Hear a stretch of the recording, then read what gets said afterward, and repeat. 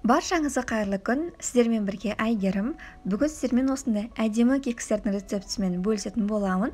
Кекстер өте жұмсақ, нәп-нәзік және де өте дәмді болып шығады. Міндетті түрде жасап көруге кеңес беремін. Мен бүгін кекстердің 1,5 порциясын жасаймын, сол себепті 3 жұмыртқаны қолданамын, ал описаниеге 1 порцияның рецептісін қалдырамын. Кекстердің қамырын дайындау үшін жұмыртқаға қантты қосып, миксердің көмегімен 4-5 минут шамасында миксерлейміз. Жұмыртқалы массамыз ағаруы қажет. Ал егер де сізде миксер болмаса, венчикті пайдалансаңыз да болады.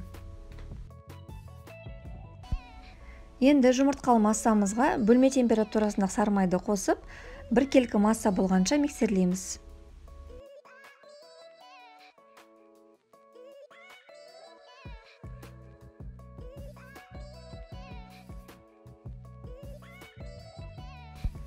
Бөлек ыдыста немесе осы ситаның ішінде ұнға қопсықышты қосып бір араластырып аламыз. Жұмыртқалы массаға бөлме температурасындағы сүттің жартысын және де құрғақ заттардың жарты бөлігін салып, миксердің көмегімен 1 келкі масса болғанға дейін миксерлейміз. Осы жерде сіздерге айта кететін бір кеңесім, егер де сіздің құрамындағы заттардың барлығы бөлме температурасында болса, сіздің қамырыңыз жақсы көтеріліп, және де кекстеріңіз де пышны болып шығады. Енді қалған сүтіміз бен құрғақ заттарымызды қосып, тағы да миксерлеп аламыз.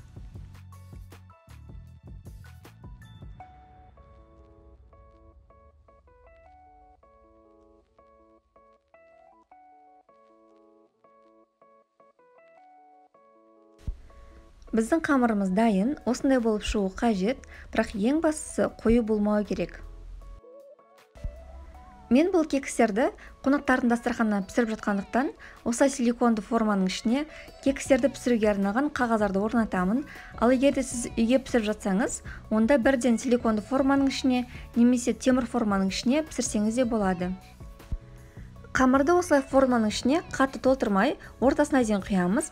Ал егер де қатты толтырып жіберсеңіз, сіздің кекстеріңіз қатты көтеріліп, әдемі болып көрінбеуі мүмкін.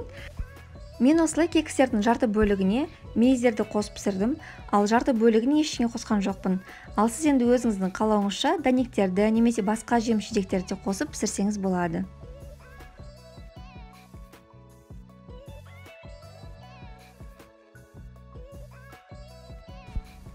Кекстерді противенге салып, алдына қызып тұрған пеште 180 градуста 25-30 минут пісіріп аламыз.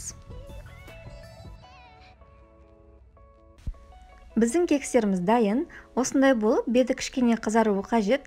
Қатты қызартып жібермеңіздер, ол кезде сіздердің кекстеріңіздің беті кішкене хрустящий болып қалуы мүмкін. Ал дайын болғандығын әдеттегідей таяқша шпажка арқылы тексереміз. Бұл рецептпен тек қана кексті емес, капкейктерді де дайындауға болады. Тура осылай дайындап, бетіне крем жасап жақсаңыз жеткілікті.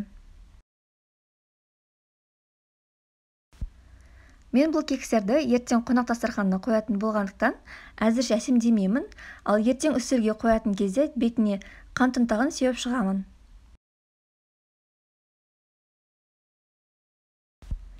Кекстер осындай өте жұмсақ және де нәзік болып шығады.